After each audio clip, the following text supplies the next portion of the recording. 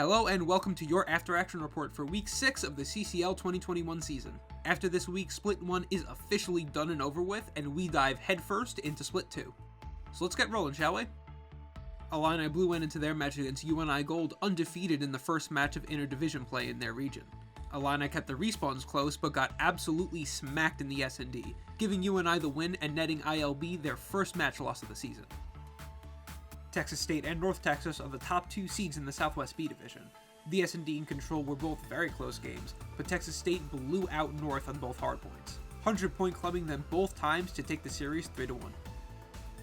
Both Oregon Green and CU Black went into their match undefeated and with nearly identical map records too. While we expected a very close neck-and-neck game, CU Black ended up taking the series in a very strong 3-0.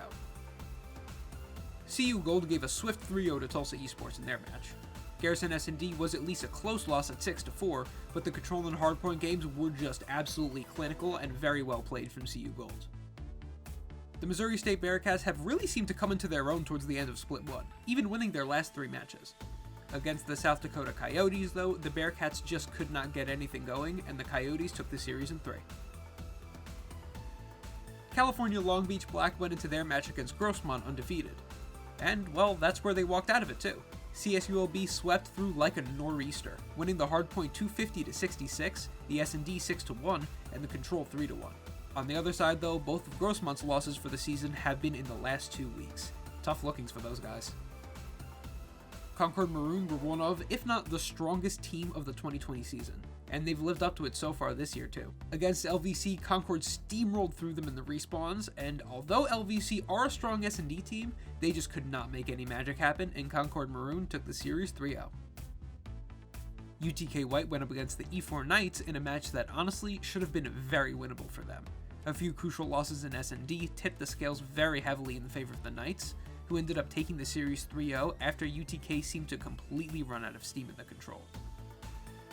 Metro A Division's Waterloo Gold and LU Esports have been neck and neck all season around the 4th and 5th spots. Only now the stakes are even higher because moving forward, we are playing directly for qualifier seeding. LU came out on top with a 3-0 win, but big props to Waterloo for at least keeping it competitive the entire way through. Purdue Gold started off their second split run against the St. Clair Saints. The Saints have been pretty decent all season, but Purdue have been even better, and they showed that here as they took the series in a very strong 3-1, winning both hardpoints and the Control. VCU Esports started their match off against JCSU with a close win in raid hardpoint, but JCSU came back, 6-0'd them in S&D, 3-0'd them in the Control, and took the hardpoint 250-187 to win the series 3-1.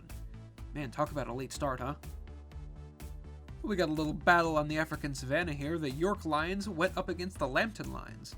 York came out of the gate strong as can be with a 250-59 win over LC in the raid hardpoint. Unfortunately for them, they must have peaked a little bit too early, and even though every game was close, LC took the rest of them and the series 3-1. And guys, that is going to do it for this week's episode of the After Action Report. Thank you so much for watching, and don't forget, if you want to check out any more detailed stats from these games, or any of the other games, or any of the other teams from the season, go to collegecod.com. Keep up with us on our Twitter @collegecod, and don't forget to tune in every Monday and Tuesday to twitch.tv/collegecod and collegecod Bravo to watch all of the matches live. My name is Spyro, and this has been your After Action Report.